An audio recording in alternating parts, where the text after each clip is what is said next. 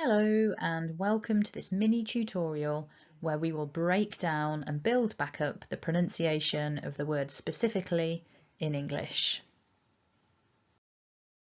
So here's the script from the Cambridge Dictionary Online, and we can see that we've got 5 syllables in this word according to the dictionary usage, and that syllable 2 is the stressed syllable. So the strongest part of the word is sif. There is a little bit of discrepancy between how different people will pronounce this word though, and we'll talk about that towards the end of the video. So first we've got our initial syllable with the sp cluster and then a schwa sound, a weak sound, so sp, sp.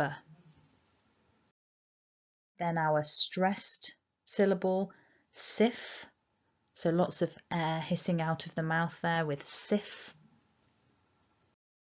A short I. Then the interesting part of this word, I think, the cull. This is where some changes occur depending on where a person is from. So what we're looking at here is cull. And then an E to finish. So running all of that through, specifically, specifically. So here we have the orthographic form, and as I mentioned earlier, there is some discrepancy between realizations of this word. So we've been working with a 5-syllable form, and it's very, very common also to hear particularly native speakers condensing this down into 4 syllables and pronouncing it specifically. So losing that tiny schwa in syllable 4, specifically, rather than specifically. It's very subtle. If you can't hear the difference between those 2 realizations, don't worry at all.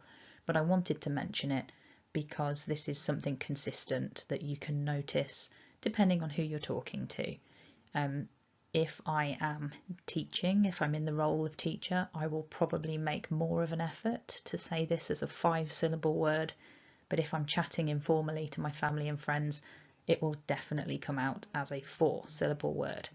So I thought that was worth mentioning. It's a nice insight into this element of English pronunciation. And there are lots of other words where this occurs. For example, the word chocolate is often just pronounced chocolate. And vegetables, vegetables. So there are lots of these words. And at some point in the future, I'll make some videos focusing on this interesting phenomenon. Anyway, let's move on. So don't forget to subscribe, like, comment or share if you found this useful.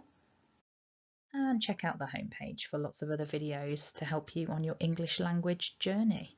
Thanks for watching and have a lovely day.